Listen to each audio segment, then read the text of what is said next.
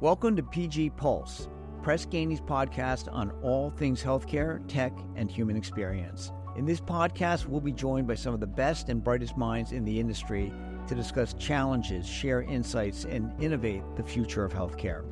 Thanks for tuning in. We hope you enjoy the conversation. You're listening to a podcast by Press Ganey, where healthcare disruptors talk about the people and innovations behind the human experience in healthcare. I'm Jeff Doucette, Press Ganey's Chief Nursing Officer, and we're on the floor here at HX. Joining me today are two names you will now want to know in nursing, our very own peer-nominated HX24 Nursing Excellence Award winners, David Willis and Annie Lynn Ocampo. David Willis has been a frontline nurse for over 20 years and is currently the nursing operations manager right here in Orlando, Florida at Orlando Health.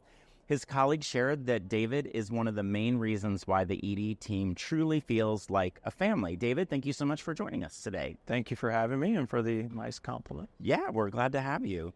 And Annie Ocampo is a wound ostomy continence nurse at Cedars Sinai in Los Angeles, where she was peer-nominated for the palpable positive impact that she has on quality care and the environment. So congratulations to both of you on your recognition, and thank you, Annie, for joining us as well. Thank you for having us today. It feels great to be here. This is the human experience. It is, and it's so exciting, isn't it? Yeah. So how did you feel after coming off the stage this morning? What a relief. There were a lot of nerves, right?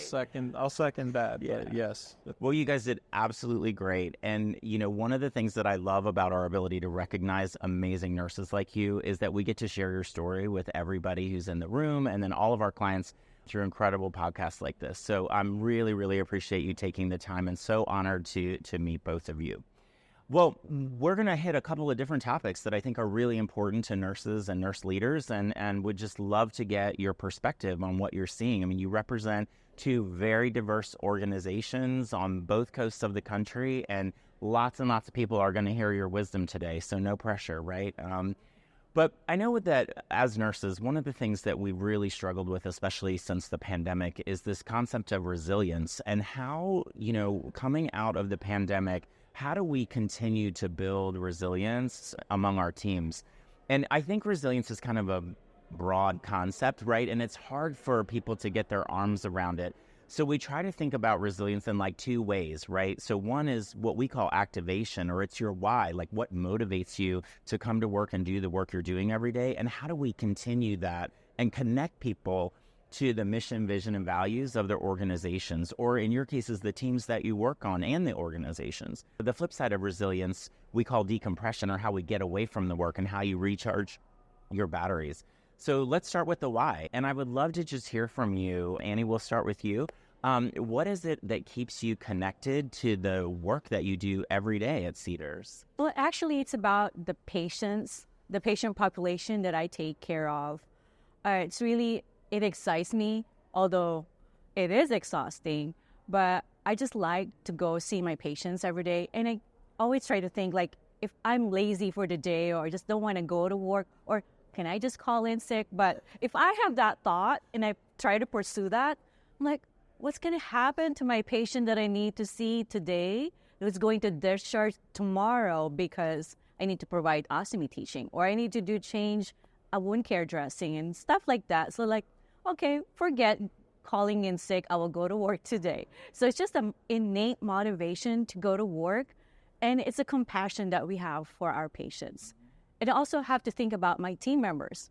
Imagine there are only like 6 of us covering an entire hospital, almost 1,000 beds. Yeah. It's just amazing when you try to think like, I can make a difference if I go to work today. Yeah. And that's been my vision statement, or my mission statement also. Like, it's always about caring for others and making a big difference every day.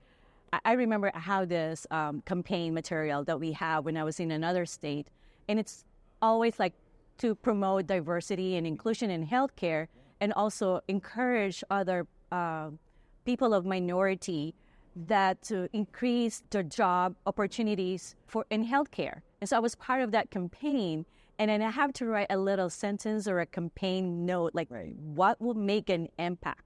And so I kept to those words that I really love up to this day, and it's about caring for others and making a big difference in the lives of others every day. So I always hold on to that. So if I feel lazy to go to work, I just I need to care. I'm making a big difference. And later on, I don't know if I can just impact one person in my life. That to me is already a success. Well, something tells me, Annie, that you impact way more than one person a day, and the work that you do, just getting to know you for this short period of time, I've been so impressed just by the warmth and the empathy that you show, and I can see why your patients at a really difficult time just love you and the work that you do, so thank you for that. Well, David, I mean, the emergency department is a crazy place. I started my career there. I think we took the lion's share of a lot of the pandemic, especially at the beginning, but when you think about yourself and what keeps you motivated as a leader and going to work every day, what is that like for you? Well, it always, as Annie said, it always comes back to the patients. That's why hopefully we all got into this field, was to help people and to be there for patients when certainly as in the ED, as we say, and they're sometimes in their most desperate time of need. But for me also, it's the team. I really, I don't know that there's been many times, in all honesty, in the 20 years I've been in the ED that I haven't wanted to go to work. I enjoy the team. I enjoy being there for the patients. Although in a leadership role, I'm not at the bedside quite as much anymore. That's still very important to me to make sure that my team is caring for patients in the way that they deserve to be treated. And so it really ultimately all gets back to that, treating the patients with the respect and dignity that they deserve. Yeah, I love that. I'll tell you, I always say you can take the nurse leader out of the clinical space, but I was on a plane a couple weeks ago and somebody had a medical emergency, and I was very happy to just jump right in there and, try to get some skills back. So I totally can relate to what you're saying. It is fun stuff, right? The really difficult thing I think that I hear as I travel around the country and meet with nurses in all parts of the country every day is, what are we doing to recharge our batteries? So I always like to get the insight from high-performing nurses like you who are doing incredible things going above and beyond. Like, what is it that helps you keep your batteries charged so that you can get through the next day and really decompress from the work? So, David, why don't we start with you this time? Well, for me, and probably be hypocritical to say, all those things we talk about, taking care of ourselves, and none of us maybe do it to the degree we should, but I really am pretty regimented, and I have to kind of be that way to keep myself going and keep my batteries charged. So just getting up early in the morning, getting a workout in early in the morning, and really just being regimented for me is what helps keep me. Also trying so much now to focus on, and this is the same for the team, to hopefully help. I preach to them to do the same. They really need to have their personal life and things in order on that front, and not bring that into work as well. But also just trying to focus so much on the positives, or focus on the positives as much as we can, because I feel like we're just so inundated nowadays with the more of the negatives. And I heard it here just yesterday talking about the reality is there's way more positive comments floating out there, right? And I'm constantly telling the team that we got to take those things and get back to remembering what it is, or why it is we do what we do, and realizing that the majority of patients and people appreciate what we do, and it is important work. Well, it's funny because what I tell leaders when I'm speaking with the groups is that I ask everybody in the room, raise your hand if all you do is deal with problems all day long, right? And most everybody raises their hand. And I was like, surprise, you're a paid problem solver, right? That's what we're paying you to do. But what happens is that when you are focused on problems all day long and solving really complicated problems like nurses are asked to solve every day, sometimes you forget that for every problem that you have in front of you, there's 99 things that went really well. And we have to really take time to celebrate, I think, those small wins. Somebody even joked to one time and said, I just go tell everyone, thank you for coming to work today, because sometimes that's what people need, just to be recognized that they actually showed up, right? Now, I have to tell you, just meeting you for the first time yesterday, I would never have guessed you were so regimented. I'm kidding. I can tell you're very on point with that. So, so I have to keep myself. It's all good. But again, hypocritical as well, because I probably don't always take care. Well, as somebody who's not very regimented, I really appreciate people like you in my life. So that's awesome. So Annie, when you think about for you, what is it that helps you recharge, and how do you keep your team motivated? Oh, first of all, I start my day by praying. I'm not a very religious person, but I have to remind myself, like, I need to wear a cross, or I have a tattoo on my wrist for a cross. So that reminds me, if I'm like so into everything and kind of distracted to things, I just kind of look at my wrist. If I'm not wearing a necklace, I'm like, okay, I need to pray, be silent, and just say a quick thank you and praise to God. And then I go to our Cedars, Sinai. We have a chapel, so it's interdenominational. So you can be there, and everyone else is going to be there and praising God in different ways. But I just have to go. I have to make sure that I go there for a day, or like few minutes in a day, and then that's it. During the pandemic, I think it's a blessing to be out in California, especially in LA, because even if it's in the city, we have so many little hiking trails, and I have learned to hike. And my husband, he was so happy. He got me a walking stick. He got me like a hiking boots, like all geared up. So you look good too, right? I know, right? and there was one time funny because there were kids behind us, and like, oh, there's grandma with her cane. I'm not a grandma. We just have gray hair, but not yet. Yeah. So it was funny, even if we're just going to Griffith Park. So it's just a short, easy trail, but I've learned like some perseverance and patience and endurance, which sometimes I lose it because like if you're being called to see a patient, provide consult, and there's an urgency, you kind of like rush through the patient's room, and then you're catching your breath. I'm like, that's not healthy for me. So I need to rethink about that. And then of course, we're not allowed to go out if you're not going to a park, so you're stuck at home. So I've learned to go back and play with my colors. So I painted. So there's one thing that I have a COVID series that I called, and I started like maybe 4 paintings that I tried to do. One, my mission was like to paint one color at a time. So I would mix my colors, and that made me so happy. So I'll be just like go to one room and then just start painting with colors. My husband would be calling me like, "Hey, it's time for lunch." Like, I'm fine with my colors here. Yeah. So I'll be mixing my primary colors and come up with some happy colors. So that was something, a great relief for me during the pandemic. Would you be willing to share those with our viewers and our listeners? Because we would love to share them. Yes, please follow me on Instagram. Yes. At Azor-OCampo.photography. Okay, Azor-OCampo.photography on Instagram. And we'll put a link in the podcast to your work, because I'd love for people to see how you recharge your batteries through your art. That's beautiful. That's so great. I'll tell you, I was the chief nurse of a large teaching hospital on the East Coast during the pandemic, and I think about that time as one of the most difficult times in my 31-year nursing career, and the beautiful things that happened every single day as our staff were just terrified. I mean, they were absolutely terrified. And I still, have trouble talking about some of the days. Like, we had a day that we had like more than 40 deaths in one of our intensive care units in a 24-hour period, and we were moving bodies to refrigerated trucks, and it was just mind-blowing to me that I was like living through this. And I think now that we're all able to be on the other side of that and kind of looking back, there were some beautiful moments like you described in a really, really dark time. And what's so cool to me, and kind of the great work that we do at Ganey, is that we're seeing the data are really starting to improve for nurses and nursing workforce engagement.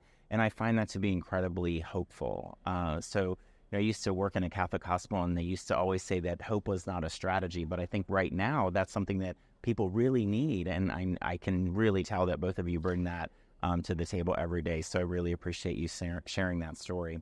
So I want to flip gears just a little bit and talk about your outcomes and just, what it is about the work when you are working so hard every day and you're thinking about the difference that your team is making. Talk to us a little bit about how you really balance the need to deliver clinical excellence, but also our need to be humans, right? And have a human experience and be compassionate. So I don't know which one of you wants to start first on that, but maybe David, we'll start with you. Just put you on the spot. Sure. No, for me, I think there's still, again, you get back to the patient and treating humans and as we all deserve to be treated. But being open and honest with staff, listening to them, listening to your team, understanding, because I've said before, oftentimes they have the answers, and that frontline team, especially for me, is important. My leadership team, they're doing the hard work, each and every day, but to really just listen to them, be open and honest with them as well, to attempt to solve problems, and is the way that we all kind of continue to move forward. Yeah, that's awesome. And I know that, because we work with your amazing organizations, the outcomes that you're showing are so supported by all the work that you're doing. And, what we know in this kind of post-pandemic world is organizations that are really focused on employee engagement, even before patient engagement, have far better outcomes than organizations that aren't focusing on employees and employee engagement. I think that's great. So Annie, how about you? You have a really unique role in that you deal with patients from all the service lines across the organization. So how do you all balance the need to deliver these great outcomes and also to make sure that you're delivering human care at a very intimate and difficult time for many of your patients? Yeah. Actually, we start our day, once we get our assignments, we start already solving the day solving problems. And so even at the end of the day, the last hour of our shift, we're still solving problems. It's like a never ending. But in between, as the senior nurse in the team, I try to encourage, I'm more like the influencer. At my age, social media is really going to blow up for you. I know. I'm like, correct. We got to get you on this, David. Yeah. So I'm like trying to influence them. Like if they have a problem or a situation that they need to address, I try to give all of the experiences I've had. Like this has worked before, maybe, but I'll provide another option for you. So kind of giving the team an opportunity for problem solving. What I found most effective is effective listening and effective communication, because that brings up the possibilities of solving issues. And then we also look at innovation, what is available out there. Even before pandemic, we were faced with pressure injuries, hospital-acquired pressure injuries. And it's coming because, it's not because we're not giving the best care to the patient, but because the patients are getting sick. And it is because I just don't know, like when I started nursing, when you have a leg wound, that's it. And then you go home. But now with the complexity of the medical issues, we just don't know how to address each system, but you have to address the patient as a whole, not because they have a wound, and then you're just only addressing the wound part. You have to address and still go back to the patient and talk to them. What has caused, what's your living situation, and who is your support system, because that way you can tell how to mitigate circumstances, like from having these ones get worsened. And so going back to the team and having that opportunity to problem solve and communicate with other disciplines, that is there an innovation that we can touch so that, create, or as I've said, I'm an innovator. So I would like to bring something to the table that hasn't been done or could work. If there's evidence-based, I am the evidence-based person in our team. If you're presenting a product to me, all I would ask, where is the publication? And just the look on your face right now, I would give it to you right away because I would be so terrified to not know. And I think that's my training. I attribute that to my training from the surgeons I worked with in the past, because if I have a nice product I've seen at the conference, this is the best product, I'm really sold. And then the surgeons would looking at me like, Annie, where's the publication in this? So I've kind of had that trait now. And so that's very encouraging for the team to have, before we present solutions first, let's look at the evidence. Looks like the patient outcomes, the patient satisfaction. What are the patients telling us? Yeah. Well, as one of the largest healthcare data companies, we love to hear about you using data to help inform your decisions. So we love that. You bring up a really interesting challenge, though, which is technology. And it's funny because before we started the podcast, we were talking to David about, not being very active on social media. And so we were talking about the role of technology, not only in our leadership. So I use LinkedIn a lot to connect with folks who are interested in the work that we're doing at Ganey. And technology just in general, I think, has presented some really interesting challenges for nursing.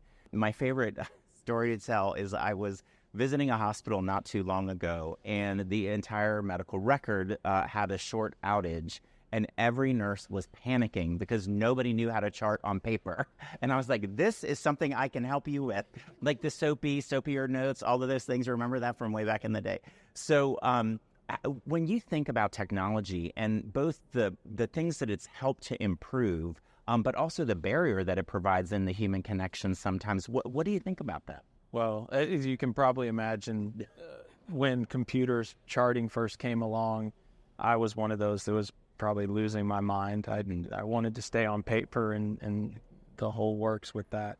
But I think there's obviously so many benefits to it, but there is also those challenges. And I think that has been a very real challenge in terms of the human connection, because patients, from nursing physicians or on up, all they see is people coming into a room and charting away on a computer, and kind of the focus. We've got to be very intentional about focusing on the patient, really following through with all of the aided acronym and all those things that we talk about. But when you really go back to that, it's just basic communication.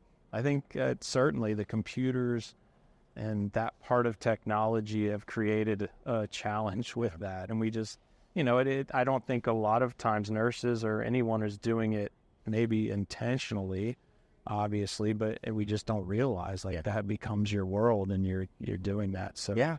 Annie, what do you think? I think what I've learned from today's our speaker, he talked about artificial intelligence, and we need to be responsible on any type of technology that we are using. For nurses, I agree with you, David, that when the charting through computer came out, should I nail this, or how do I do with this, and stuff like that. So a little bit of a challenge. I try to be an early adapter, because if not, where am I going to be at? I have to follow the direction of the new generation. If so, you're a millennial, Z or whatever, Gen Z. I have to follow you, because otherwise I'll be lost in this world. And so innovation is really great. I love it. The only thing that makes me step back and look at the entire picture is that we should not be really relying all the time with the computerized charting. When we go see a patient, we really have to talk to them, because I agree with you that we could lose that connection to the patients. The reason why we're doing the technology and then the charting through computer is to lessen the time that we spend and spend more time at the bedside.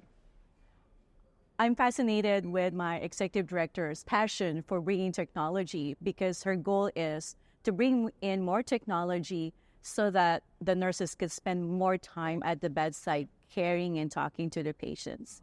I love going to the floors, even if I'm not being consulted. I just like to go around and see if patients need help, because if a patient sees you roaming around the hallway, you get, hey nurse, can you help me? And then I'm always willing, is there something, can I help you? Can I call the nurse for you? Where's your call light? So that's the best thing you could do. And then that's why we have hospital volunteers, because there's not enough staff on the floor, but at least getting to the patient's bedside and connecting with them with a little bit of maybe more use of technology, but having more time to spend with them. And that's so, like you heard this morning from our president, Darren Dworkin, that we're really trying to build artificial intelligence into our tools just to lighten the load, because there's a lot of things that could be teed up, but it's always going to take that human connection. So we talk about that in a model here at Ganey called Compassionate Connected Care. And one of the things that we teach is the 56-second connection. And that we've studied this, and we know that you can make a deep, meaningful human connection in just 56 seconds. If you sit down eye to eye and heart to heart with somebody and just ask them about themselves. And I think so many times we just jump right in to the work that we forget that there's a human being that has family and challenges and pets and, things like that make them a whole person. And, we really want to bring that to the table. Well, I love your thoughts on this. And I think that, there's really cool opportunity for technology as it goes forward. So we'll see when we meet again, maybe next year, we can talk more about how things have changed. So as we kind of close up our time together, well, first of all, we're going to have a little bit of fun. So I'm going to ask you just some rapid fire questions at the very end. Well, let's do that now. And then I'm going to ask you a really meaningful question at the end. Okay, so I want to just know a couple things about you and your work life. Okay, are you ready? Okay, here we go. All right, what's your favorite snack, David, at work? It's usually a protein bar. Of course. This does not surprise me at all. Okay, Annie, when you paint, what's your favorite color to paint with? Pink. Pink, really? Press Ganey pink? Of course. You get an extra prize. Okay, so thank mine would be green. And my favorite work snack is anything that they're serving on the plane because I live on the plane. All right, when you are at work and you need a big, quick stress relief, what is it for you? I just have to shut my door and take a big, deep breath. Yeah, okay, totally good. You talked a little bit about yours. Any other tips you have? I eat chocolate. You eat chocolate. Are you a dark chocolate or milk chocolate? Dark chocolate. Okay. All right, here we go. Pizza toppings, very controversial. Pineapple or no, David? No. Pineapple. Pineapple on your pizza? Of course, me too. I'm absolutely about the pineapple on the pizza. And I think these are the important questions that we really need to get to the heart of as we have these conversations. And thank you for indulging me in that. I like to be a little bit silly and have a little bit of fun. But I'd really just like to hear from you. When you think about our profession and this incredible gift that perfect strangers give us as nurses to just walk into their lives when they're in crisis, which I look at as a privilege. What is your hope for nursing and hope for what you see in the future as you think about all the things that we talked about today? So why don't we start with Annie? We'll do ladies first for the last question here. Actually, healthcare has a lot of uncertainties. As a nursing professional, I just want to guarantee that all these technologies that we are getting will make our lives better. And when it's time for me to seek hospitalization, which could be like 20, 30 years from now, I want to have that experience that I will go into the hospital and just have a very caring interdisciplinary team that will take care of me, not only me, but my family and to even coworkers. So I want to be in that spot that I could say that I have made a difference while I was a nurse 30 years ago or so many years ago. I love that. Thank you for sharing that. And David, how about you? My hope would be that there's going to be a lot of people who will continue to want to be in the nursing field, to continue caring for people for all the reasons that Annie just said, and to hopefully enjoy it the way that I have and find the ultimate passion in it and do it for all the right reasons. So I think that would be my overriding hope. I love that. I absolutely love that. Well, I mean, since I'm the host, I get to share my hope too. And my hope is that everybody who listens to this podcast and got to see the videos about you and the incredible work that you're both doing find some inspiration for themselves in you as incredible role models for our profession. So it truly has been my honor to get to know you through this award process, and I've loved our conversation here today. So thank you so much, Annie. Thank you so much, David, for joining us, and thank you all for joining our Press Ganey podcast today. We'll see you next time. See you next time. Thank you. That's a wrap. Thank you for joining us today, and special thanks to our guests for sharing their time and insights. Stay tuned for our next episode, which will be released soon. In the meantime, visit our website where you'll find more information on the human experience and a lot more.